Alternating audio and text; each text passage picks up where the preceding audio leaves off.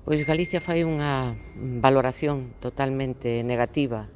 Entendemos que despois de tantas horas de negociación, os resultados que se acadaron son extremadamente cativos.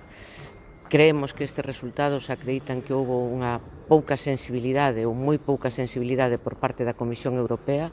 hacia un sector que durante a pandemia foi declarado sector de actividade esencial, que estuvo traballando todos os días para poñernos alimentos de calidade nas mesas de todos os consumidores comunitarios e ao final o esforzo que leva facendo o sector durante todos estes anos para conseguir acadar que a maioría dos stocks nos que está traballando estén xa en rendemento máximo sostible, pois tuvo poucas compensacións. Por resaltar algún dato positivo, poido decir que a merluza do sur, que estaba previsto un recorte de un -13, ao final se quedou nun -5 e que existe tamén a posibilidade de avaliar de novo no mes de maio os datos da cigala do Cantábrico e poder ir á súa apertura posterior. De cualquier xeito, entendemos que a situación que se nos ven encima, con un Brexit que aínda non sabemos como vai a rematar e con escasas posibilidades de pesca para todo o Cantábrico o caladeiro nacional, a verdade é que a situación é complexa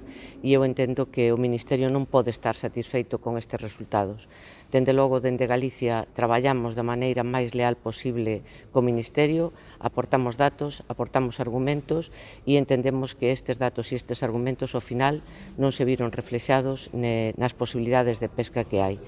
Tamén para o Mediterráneo supón un duro golpe que se vexa reducido aínda máis o esforzo dos días de pesca. Pasaron de propoñer unha reducción do esforzo de un -15 a un -7,5. Entendemos que o caladoiro do Mediterráneo se pode recuperar, pero a un plazo moito máis largo, sin que esa recuperación se pretenda facer única e exclusivamente a golpe de desguazar flota do sector pesqueiro do Mediterráneo.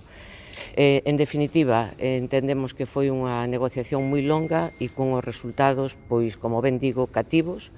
Sin embargo, eu sí que me gustaría seguir animando ao sector pesqueiro a seguir traballando como están facendo, a que non está nada perdido, temos que rearmarnos, temos que seguir apostando por esta maneira de traballar como estamos facendo dende Galicia e ser capaces de acreditar de diante da Comisión Europea que o sector pesqueiro pode seguir tendo futuro.